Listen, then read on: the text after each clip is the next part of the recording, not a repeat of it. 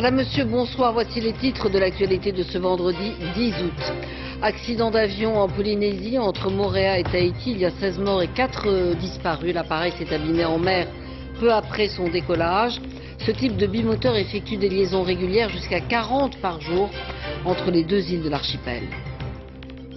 L'hommage du pays au cardinal Jean-Marie Lustiger ce matin à Paris, une cérémonie qui a commencé sur le parvis de la cathédrale par la lecture du Kaddish, la prière juive des morts, et s'est poursuivie ensuite dans la basilique où 3000 personnes avaient pris place pour le président de la République. Crise boursière sur toutes les places internationales. La Banque centrale européenne, de même que la Federal Bank américaine, injecte des liquidités pour éviter le krach que tout le monde redoute. Pendant les 3 jours qui viennent, et si le temps le permet, ce sera le moment idéal pour observer le ciel et peut-être les étoiles filantes. 340 sites sont ouverts au public pour ces 17e Nuits des Étoiles. Et puis nous retournerons à Marciac dans le Gers où le festival de jazz a changé la vie de toute une petite ville, de nouvelles classes au collège et un vrai développement économique. C'était un bimoteur en bon état avec à ses commandes un pilote chevronné qui s'est abîmé en mer au décollage entre Moorea et Tahiti. Sur les 20 passagers, il y a peu de chances de retrouver des survivants. Pour l'instant, 16 corps ont été repêchés. Les victimes sont essentiellement des Polynésiens qui utilisent régulièrement ces avions. La liaison la plus rapide entre les îles de l'archipel, 7 minutes à peine. Le secrétaire d'État à l'Outre-mer, Christian Estrosi, doit se rendre sur place. Renaud Bernard. 20 personnes se trouvaient à bord de l'appareil. Près de 24 heures après l'accident, 4 passagers sont toujours portés disparus. Même s'ils continuent leur recherche, les secours n'ont quasiment aucun espoir de retrouver des survivants. Au moment du crash, l'avion a été pulvérisé. On a été sur place, on a mis une trentaine de secondes peut-être. Et on a constaté simplement tout un tas de débris en surface. Et il y avait des corps quand même. Hein. Le vol vers Tahiti devait durer 7 minutes. L'avion s'est abîmé en mer 30 secondes à peine après son décollage de Moorea. Le bimoteur effectuait la navette entre la petite île et la capitale tahitienne. Le Twin Otter, construit en 1979, avait été acheté il y a 1 an par Air Moorea. Il avait subi une révision le 18 juillet. Le commandant de bord était un pilote expérimenté, fort de 3500 heures de vol. L'accident reste pour le moment inexpliqué. Il n'a lancé aucun SOS. Peu de temps après le décollage, j'ai vu l'avion monter à 500 pieds et d'un coup, il a piqué. Parmi les victimes, on compte des Polynésiens, 2 touristes australiens et 2 fonctionnaires européens en mission dans l'archipel. À Papeete, les familles des victimes ont été prises en charge par une cellule d'aide psychologique. Sur Moorea, une chapelle ardente a été dressée dans un gymnase. Au son des chants polynésiens, les habitants de l'île sont venus rendre un dernier hommage aux victimes du crash. Aux familles, il faut maintenant s'occuper des familles. Des experts du bureau d'enquête et d'analyse de l'aviation civile sont attendus demain matin à Tahiti. L'avion n'est pas équipé de boîte noire. Ils vont tenter d'établir les causes de l'accident.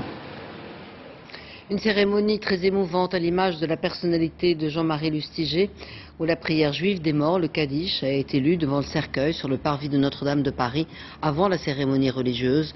Le corps de Jean-Marie Lustiger a ensuite été inhumé dans la crypte de la cathédrale. Laetitia Legendre et Michael Cario. De la terre prélevée en Terre Sainte au mont des Oliviers. L'arrière-petit-cousin du cardinal Lustiger la dépose sur le cercueil. Le Kaddish, la prière juive pour les morts sur le parvis de Notre-Dame de Paris, l'hommage de toute une communauté venue saluer la mémoire d'Aaron Jean-Marie Lustiger, juif converti au catholicisme à l'âge de 14 ans. Le fait que le cardinal ait désiré qu'il y ait une cérémonie juive à ses obsèques est très significatif de la relation qu'il avait avec le monde juif, le peuple juif. 500 prêtres, 70 évêques, des représentants orthodoxes, musulmans, juifs, que fédère une personnalité atypique. Aux côtés de la famille, le président Sarkozy, des personnalités comme Lech Walesa ou Bernadette Chirac, des membres du gouvernement et les immortels de l'Académie française, dont il fut membre dès 1995. L'image d'un homme au-dessus des hommes. Vous fûtes le cardinal juif. Il est venu à l'Académie nous dire je ne reviendrai plus, je vais partir, on se reverra plus tard. Et je dirais que ça, les membres de l'Académie qui étaient présents ce jour-là, il leur a fait un cadeau extraordinaire parce qu'il leur a rappelé ce qui était l'essentiel de la vie. C'est que nous sommes sur cette terre, puis nous mourrons, et il faut regarder la mort en face. La République et l'Église réunis pour un ultime hommage. J'ai voulu honorer la mémoire d'un grand homme, d'un homme qui a compté pour les Français, qu'il soit croyant ou non, qui était un homme de paix, de rassemblement et de réconciliation. Le cardinal Jean-Marie Lustiger reposera dans une crypte aux côtés de ses prédécesseurs.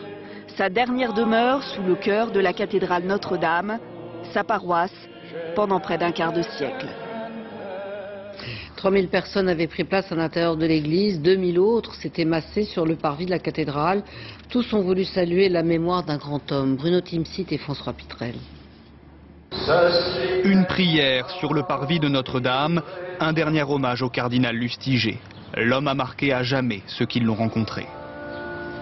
C'est quelqu'un qui a beaucoup compté de ma vie. Voilà, que j'ai essayé de suivre par rapport à ses prières, tout ce que ses gestes un peu. J'ai le souvenir de quelqu'un de très attentif, très doux, et par contre percutant dans la foi chrétienne. Dans l'émotion, les fidèles parisiens saluent la mémoire du cardinal et veulent suivre le chemin qu'il a tracé. C'était quelqu'un d'une foi qui interrogeait, qui impressionnait. À nous aujourd'hui de suivre la même route, de marcher dans ses pas. 2000 fidèles n'ont pas pu rentrer, ils suivent la cérémonie sur écran géant. Tous se souviennent de l'action de Monseigneur Lustiger. Parce que ça a été quand même un homme qui a utilisé justement les médias, qui a créé, qui a fait connaître, qui s'est occupé des pauvres, qui s'est occupé des malades, et qui a démystifié un petit peu, qui a secoué un petit peu le carcan de l'Église. Dans la foule, des personnes de confession juive venues rendre hommage à cet homme né juif et devenu cardinal. Il est devenu chrétien, mais il n'a jamais renoncé à sa qualité de juif. Et je trouve ça admirable quelque part. Sur le parvis de Notre-Dame, beaucoup garderont l'image d'un homme de dialogue, soucieux de réconciliation. Faut-il laisser en liberté, même sous contrôle judiciaire, un homme mis en examen pour pédophilie? C'est une question qui oppose magistrats et policiers. Âgé de 50 ans, un homme a été arrêté dimanche dans le parc de Disney alors qu'il filmait une petite fille dans des positions équivoques. Chez lui, les enquêteurs ont découvert des images pédophiles et il a reconnu avoir déjà eu des comportements déviants. Explication Anouk Burel et Emmanuel Morel. La scène se passe dimanche dernier à Disneyland. Dans les rues du parc, caméra au point, un cinquantenaire filme une petite fille en train de baisser sa culotte. En réalité, l'homme est un pédophile présumé. Il a jeté du poil à gratter sur la fillette pour la filmer. Interpellé, l'homme est mis en examen. Dans son ordinateur, les enquêteurs retrouvent des photos d'enfants et des vidéos perverses. Il reconnaît les faits, notamment des attouchements très poussés sur l'une de ses nièces en 2000, vidéo amateur à l'appui. Aux yeux de la loi, c'est un viol. Décision du juge d'instruction, l'homme est placé sous contrôle judiciaire strict. Il ressort libre, colère d'un syndicat de policiers. On le vit très mal en tant que policier de travailler toujours plus pour empêcher ce genre d'individu de nuire. Mais on ne se place pas en juge ou en censeur. Simplement, la détention provisoire pour nous est un élément essentiel sur des faits aussi graves. Réponse de l'Union syndicale des magistrats, la détention provisoire n'est pas la règle. Au contraire, la loi rappelle qu'elle doit rester une exception, d'autant plus depuis l'affaire Outreau et la loi Clément. C'est pas parce qu'on est en présence d'une infraction de nature sexuelle qu'en elle-même ça justifie le placement en détention provisoire. Si le magistrat n'a pas placé cette personne en détention provisoire, c'est parce qu'il a estimé que les critères légaux n'étaient pas réunis pour le placer en détention provisoire. Je rappelle que cette personne est soumise à un contrôle judiciaire très strict. L'homme a notamment l'obligation de se faire soigner en attendant son procès. Le juge d'instruction estime qu'il présente des garanties suffisantes. Les experts ont conclu à sa non-dangerosité, mais le parquet a fait appel de cette décision. En Ariège, à Ax-les-Thermes, 2 enfants ont trouvé la mort dans l'incendie de l'appartement de leurs parents. On ignore les causes exactes du feu, mais les pompiers estiment qu'il pourrait provenir de la poubelle de la cuisine. L'incendie s'est déclaré vers 20 h dans un immeuble ancien situé dans le vieux centre-ville d'Ax. Les parents qui étaient absents lorsque le feu s'est déclaré ont tenté sans succès de sauver leur enfant. Le petit garçon de 12 ans qui est tombé du 4e étage de son immeuble à Amiens hier est toujours dans un état très grave à l'hôpital. Il tentait de suivre son père qui voulait fuir un contrôle de police en s'échappant par les balcons. La famille, en situation irrégulière, a demandé sans succès l'asile politique. Lionel Feuerstein et Caroline Ibrecht. Ils reviennent à peine de l'hôpital où ils ont passé une grande partie de la nuit aux côtés de leur fils, Ivan. L'enfant de 12 ans est toujours dans le coma. J'ai peur de mon fils et j'espère que la santé est bonne. Ça c'est pour moi le premier et d'abord et ce qui reste c'est après. Hier matin, l'enfant a fait une chute de 4 étages en tentant d'échapper à la police en compagnie de son père. L'intervention des forces de l'ordre suscite aujourd'hui la colère et l'indignation des associations d'aide aux sans-papiers. Elles ont organisé cette marche pour dénoncer ce qu'elles appellent le harcèlement policier. C'est la face émergée d'un iceberg, parce que des familles qui sont traquées, il y en a partout en France en ce moment. Comme l'année dernière, nous avons remarqué qu'au moment où tout le monde part en vacances, en particulier les enseignants, les travailleurs sociaux, la traque s'accélérait. Le couple en situation irrégulière a été convoqué cette semaine dans ce commissariat. Après 4 demandes d'asile rejetées, il était menacé d'expulsion. Pourtant, la mère d'Ivan a toujours affirmé se sentir menacée dans son pays, la Tchétchénie, où elle vivait avec son mari d'origine ukrainienne. C'est une famille mixte qui est rejetée là-bas pour cette mixité. C'est un cas qui aurait dû être traité dans le cadre de la circulaire Sarkozy. Il ne l'a pas été pour une simple raison de quota. Selon le procureur d'Amiens, les policiers ont respecté toutes les procédures. Une enquête interne a été demandée. Ce soir, Ivan est toujours hospitalisé. Pour les médecins, le pronostic vital est réservé. Panique, fébrilité, inquiétude, crise, mais pas encore de krach boursier. Les banques centrales font tout pour rassurer les marchés. La Banque européenne et la Banque américaine injectent des liquidités pour maintenir les cours. Et tous les spécialistes incitent les petits porteurs à ne pas perdre leur sang-froid et ne pas vendre leur portefeuille. Même si depuis le début de l'année, à Paris par exemple, tous les gains ont été annulés avec un recul total de 1,6%. Julien Dupéret et Éric Delagneau. Je ne vendrai pas négatif, nous vendrions dans de très mauvaises circonstances. 1500 appels par jour, du jamais vu dans cette société de gestion de portefeuille boursier. Au bout du fil, des petits actionnaires de plus en plus inquiets face à la chute des marchés. Les clients en fait veulent savoir 2 choses. D'une part, ils veulent savoir ce qui se passe à l'heure actuelle sur les marchés. Ils veulent bien évidemment savoir si cette correction est temporaire, passagère, habituelle ou si cela va durer. À ces questions, les analystes financiers répondent par un conseil. Il faut laisser passer la tempête, car tant qu'il n'a pas vendu ses actions, le petit porteur ne perd pas d'argent. Il n'y a vraiment aucune raison de vendre ses actions aujourd'hui. Il faut les conserver, attendre que cette phase de crise de confiance passe. Crise de confiance venue des États-Unis où l'immobilier va mal. En fait, les ménages américains les plus modestes ne peuvent plus rembourser leur crédit immobilier. Du coup, certaines banques sont dans le rouge et Wall Street chute. Moins 2,83 hier à New York, une baisse contagieuse. Tokyo, Hong Kong, Francfort, Paris et Londres. Ce soir, sur toutes les places, c'est la dégringolade. Conséquence, plus personne ne veut prendre le risque de prêter de l'argent. Ce sont donc les autorités monétaires qui, une à une, mettent la main à la poche. En 2 jours, 156 milliards d'euros pour la Banque centrale européenne. C'est 2 fois plus qu'au lendemain des attentats du 11 septembre. Cet après-midi, Wall Street a ouvert une nouvelle fois à la baisse. Fin de semaine très agitée. Les investisseurs ont jusqu'à lundi matin pour reprendre leur souffle. Pour certains, c'est déjà la fin des vacances. Pour d'autres, c'est le départ. Pendant tout le week-end et jusqu'au 15 août, la circulation sera chargée sur les routes de France. Vous le voyez, samedi sera rouge dans le sens des départs comme des retours. Dimanche, en revanche, la circulation devrait être plus fluide. Les jours de grand départ sont particulièrement préparés dans les aéroports. À Roissy, près de 200 000 voyageurs vont transiter tous les jours. Un afflux qui nécessite une organisation particulière. Visite dans les coulisses de ce site de 3300 hectares avec Marion Pilas et Damien Louvet. Les jours de départ en vacances, Béatrice Métois ne lâche pas son portable. Et la file d'attente remonte jusqu'où? Elle est importante ou pas? Cette responsable d'aérogare traque les ascenseurs en panne et les bouchons au guichet. C'est vous qui attendez un groupe de 80 personnes? Non, Quasiment, oui. Depuis son poste de contrôle, aucun recoin de l'aérogare ne lui échappe. À Roissy, elle est le chef d'orchestre des départs en vacances. Aujourd'hui, on est vendredi, jour de départ, mois d'août. Personne ne va rater son avion, tout le monde va arriver à temps. Rater son avion, je ne sais pas, mais nous n'en sommes pas responsables. On fait en sorte que tout le monde arrive en temps et en heure en salle d'embarquement. Voilà, ça c'est notre mission. Chaque minute à Roissy, un avion atterrit ou décolle. Le long des pistes, les 21 pompiers de l'aéroport doivent être prêts à intervenir à la moindre fumée suspecte.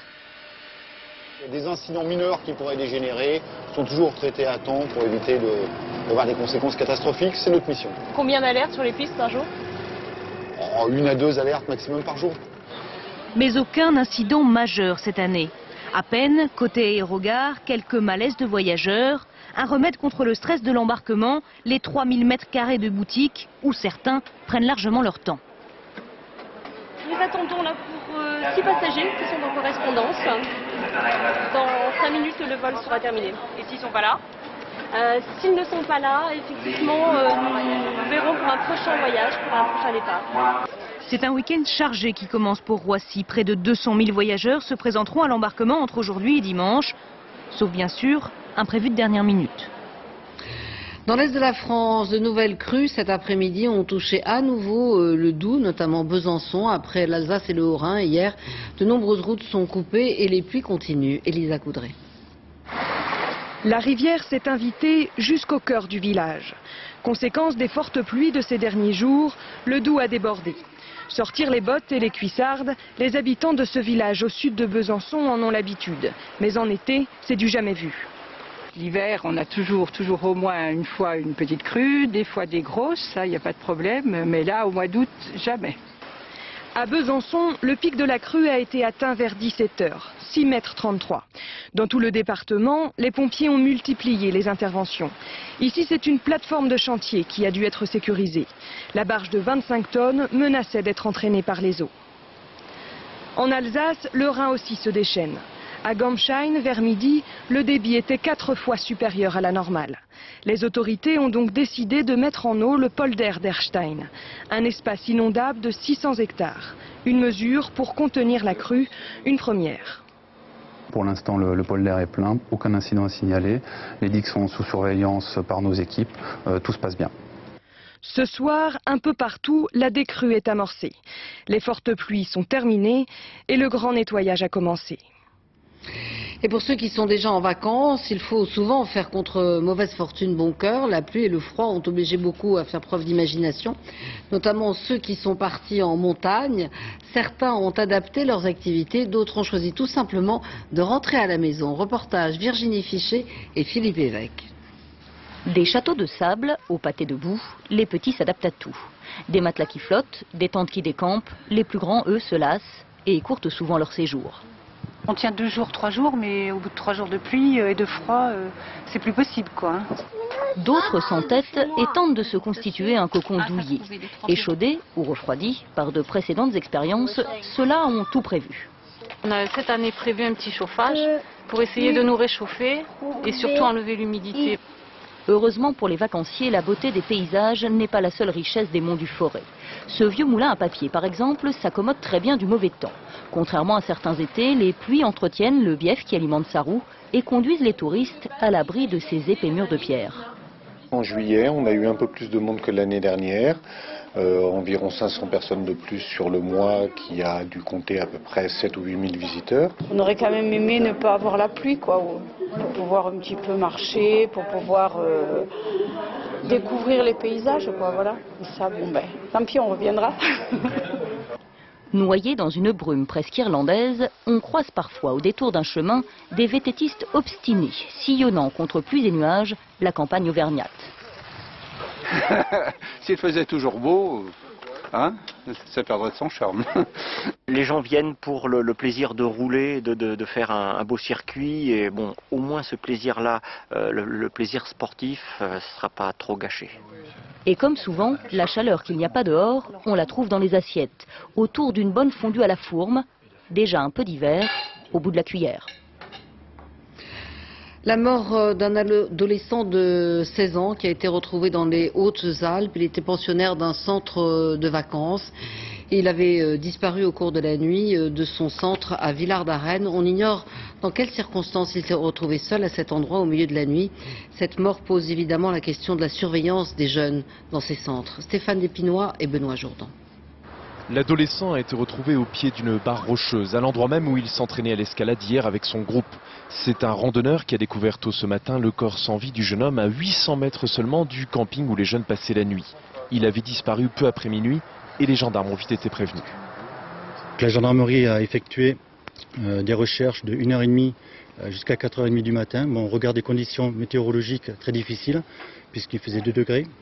En plus, on a vu une nuit sans lune, donc des difficultés encore une fois pour pouvoir observer. Que s'est-il passé entre minuit et 7h ce matin? Toute la journée, les enquêteurs ont recueilli les témoignages des 12 jeunes pour savoir si leur version concordait. Des adolescents choqués, bien entendu. Une cellule psychologique a d'ailleurs été mise en place ici à Villard-d'Arène.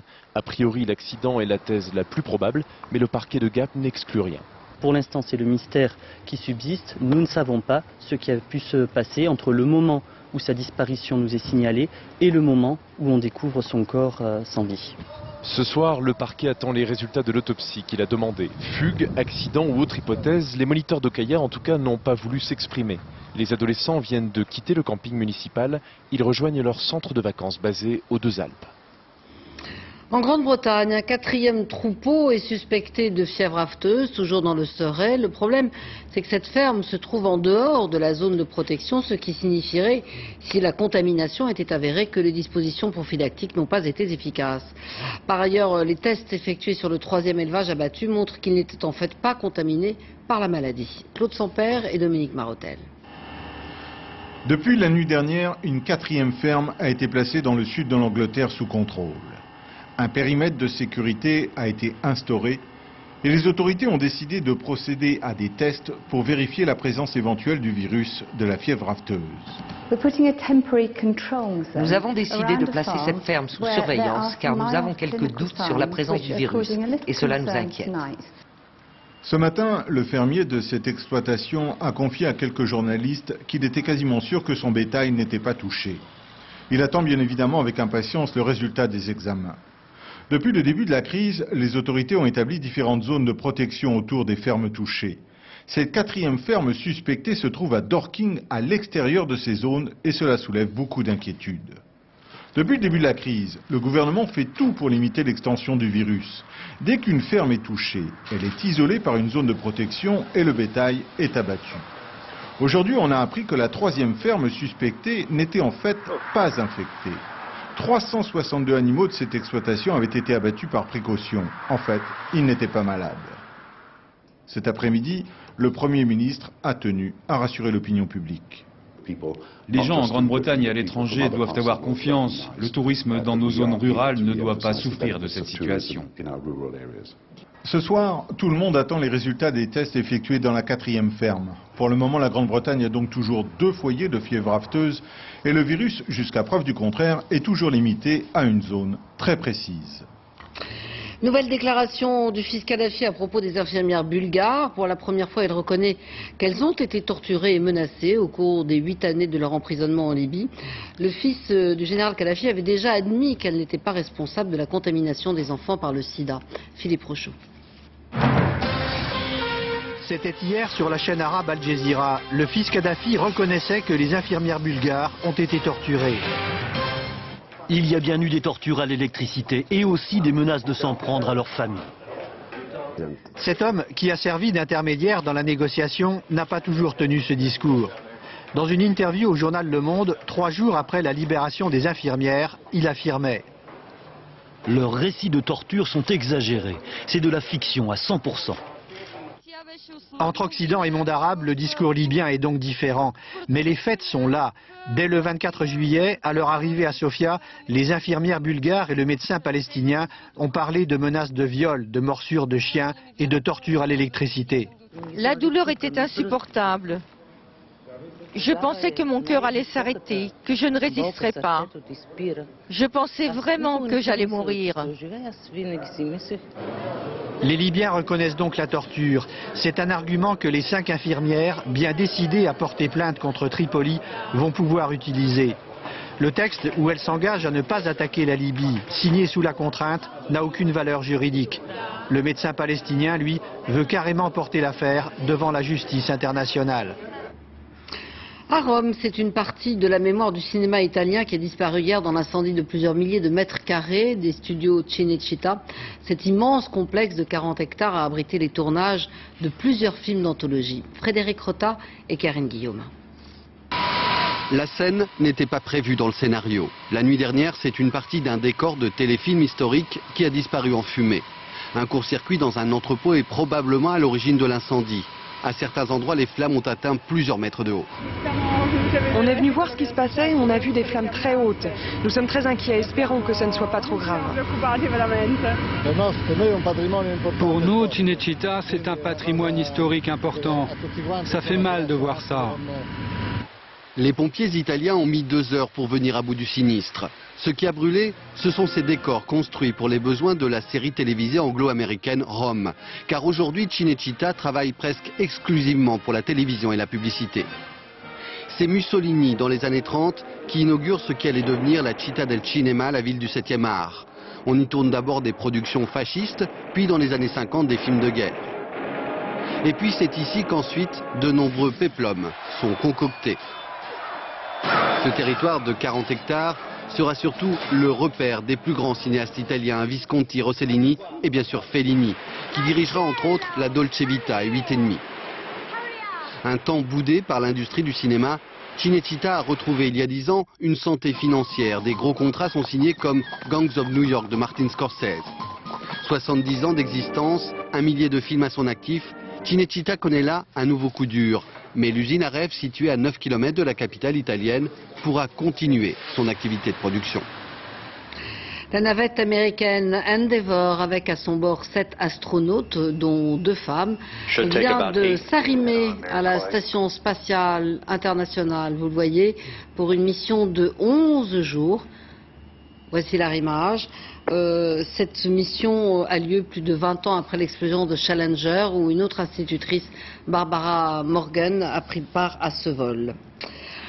En France, les vendanges ont commencé dans l'Hérault avec la récolte du muscat, une vendange beaucoup plus précoce que les autres années dans beaucoup de régions, grâce à un printemps très ensoleillé, avec un vin qui s'annonce de qualité, mais en moins grande quantité. Léo Lamberton et Joanne Lopez. Jamais Georges Grisel n'avait vendangé aussitôt. Ce viticulteur produit du muscat de Mirval. Depuis hier, il a commencé la récolte de muscat sec, avec 10 jours d'avance par rapport à une année ordinaire. Ça va être beau, parce que c'est sain, il y a une bonne saison, le temps s'est bien prêté, et on a des raisins qui sont magnifiques.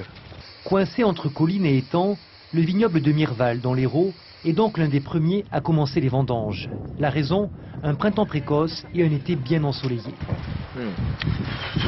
Même très bon, oui. Les responsables de la cave coopérative ont donné le signal du départ il y a 2 jours. C'est en goûtant le raisin qu'ils ont senti qu'il ne fallait plus attendre. On goûte les grains et les arômes sont là, donc on peut vendanger. Et cette année, c'est vraiment une année très précoce. Oui, surtout pour le type de vin que nous voulons faire. Et nous voulons vraiment faire exploser les arômes, et donc là on y est en plein. En fait, à Mirval, les vendanges sont de plus en plus précoces, et pas seulement à cause du climat. Jusqu'à présent, ici, on ne produisait qu'un vin doux naturel. Et puis, on s'est aperçu qu'en les récoltant plus tôt, certains raisins pouvaient donner un très bon muscat sec. Le muscat sec, on s'est aperçu quand même que ce sont des vins très aromatiques, qui sont très demandés. Et notamment, c'est pour élargir notre champ d'action au niveau commercial. En France, dans beaucoup de régions, les vendanges vont avoir 2 à 3 semaines d'avance. Mais les pluies de mai et juin ont abîmé beaucoup de raisins et la récolte devrait être l'une des plus faibles depuis l'an 2000. Pour regarder les étoiles, mieux vaut se trouver dans le noir. L'excès de lumière empêche de distinguer les étoiles filantes et il faut habituer l'œil à l'obscurité pour que, tels les chats, nos pupilles se dilatent. La pollution lumineuse, c'est là l'ennemi majeur des amateurs d'étoiles. Reportage au cœur de la campagne, le triangle noir du Quercy dans le Lot, avec Romain Messy et Emmanuel Morel. Loin des villes, au cœur de ce parc naturel, il guette les premières heures de la nuit. Les astronomes, chasseurs d'étoiles, ont traversé la France pour dresser leurs télescopes et trouver ce qu'ils ont tant cherché, le triangle noir du Quercy. L'obscurité, l'absence de pollution lumineuse, une porte ouverte sur l'univers que malheureusement on ne trouve pas ailleurs. Paris, la ville lumière et ses milliers de lampadaires qui éclairent le ciel autant que le sol. Un gigantesque halo lumineux qui masque les étoiles, on appelle cela la pollution lumineuse. Sur cette carte, les lumières de la Terre vues de l'espace. Les pays développés comme la France brillent de 1000 feux. Les endroits pour observer les étoiles y sont de plus en plus rares. Le triangle noir du Quercy est l'un d'entre eux. Ici, lumière blanche interdite. Tête levée, les amoureux du ciel découvrent la Voie lactée et les confins de l'univers.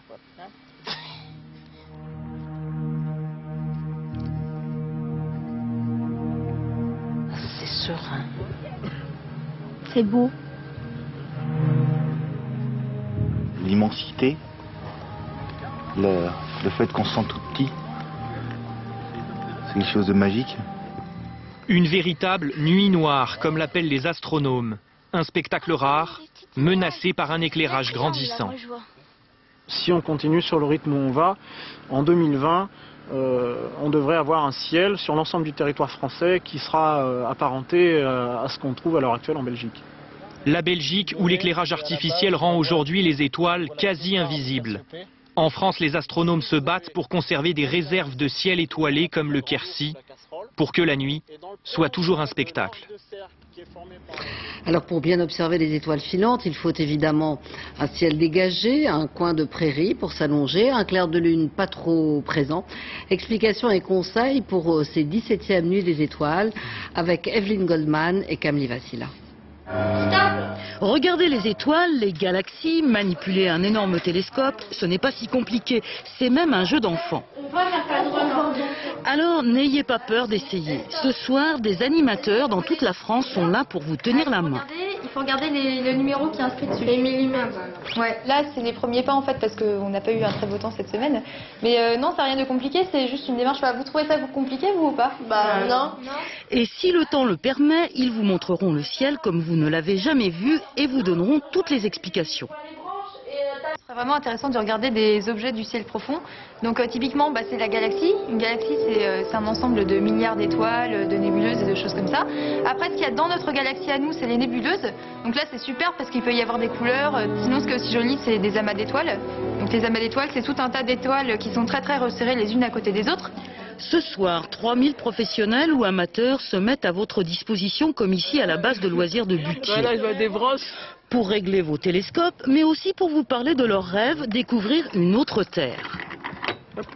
On cherche évidemment une planète dont l'atmosphère serait semblable à la nôtre pour qu'on puisse éventuellement un jour envisager d'y déménager. Au moment où je vous parle, on doit en découvrir entre 2 et 5 par mois, donc ça va assez vite.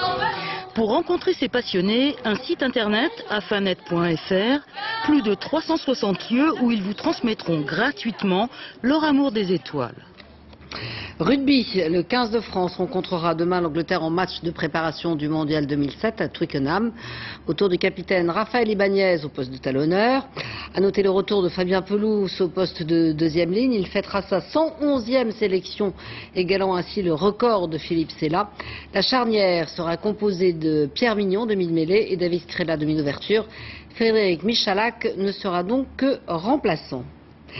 Et puis en Formule 1, un nouveau coureur français va se produire l'an prochain. Il s'agit de Sébastien Bourdet. Il a été recruté par une équipe pas très connue, Toro Rosso. La France n'avait plus eu de pilote français en F1 depuis Olivier Panis en 2004. Joachim Noah, le fils du chanteur et ancien tennisman Yannick, vient d'être officiellement naturalisé français. Né sur le territoire américain, il avait la double nationalité américano-suédoise. Cette naturalisation devrait lui permettre de jouer un jour peut-être en équipe de France. Il y a 30 ans, dans le Gers, une poignée d'amateurs de jazz, optimistes forcenés autour du directeur du lycée et maire de la commune, Jean-Louis Guillaumont, fondé dans une petite ville entre Vignes et Maïs, un festival où ils espéraient bien attirer la fine fleur du jazz mondial. Considérés à l'époque comme de doux rêveurs, ils ont transformé le quotidien des habitants de Marciac, qui aujourd'hui vivent, pensent et apprennent le jazz. Laurence Cuvillier et Bruno Vignier. Ahmad Jamal, 77 ans. Le virtuose est l'un des derniers rescapés de la génération bebop des années 50. Jazine Marciac déroule le tapis rouge au plus grand. Quoi, ça se voit pas? À votre avis, comment je me sens ici? Plutôt bien. Merci. Il y a 30 ans, le festival, c'était ça. Des bandes de copains jouant dans la rue et un ou deux grands musiciens pour parrainer l'opération. Depuis, le petit village du Gers a vu passer des légendes vivantes. Dizzy Gillespie, Sonny Rollins, Ray Charles ou Michel Petrucciani.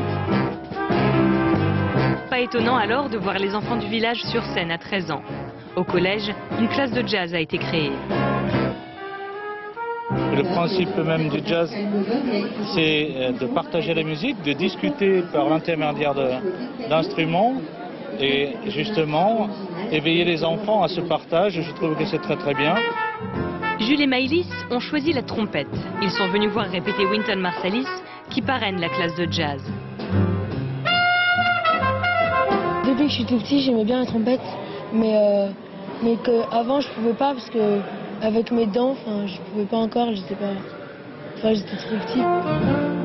Depuis 15 ans, le trompettiste de la Nouvelle-Orléans vient chaque été donner des conseils aux élèves et jouer pour les festivaliers. Quand je suis venu la première fois, c'était pas le même chapiteau. On s'y sentait pas pareil. C'était pas aussi grand que maintenant, mais c'était déjà pas mal.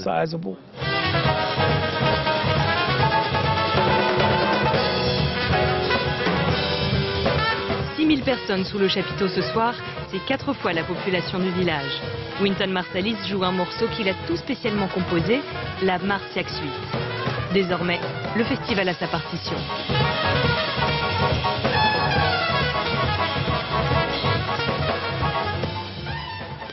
C'est la fin de cette édition. Merci à tous de l'avoir suivi. Tout de suite, la météo avec Isabelle Martinet. On suit très important le point route avec Julien Pascal. 20h50, Patrick Sébastien pour les meilleurs moments de son plus grand cabaret du monde. Demain à 13h, vous avez rendez-vous avec Olivier Galzi. J'aurai le plaisir de vous retrouver demain soir à 20h. Très bonne soirée sur France 2. À demain. Au revoir.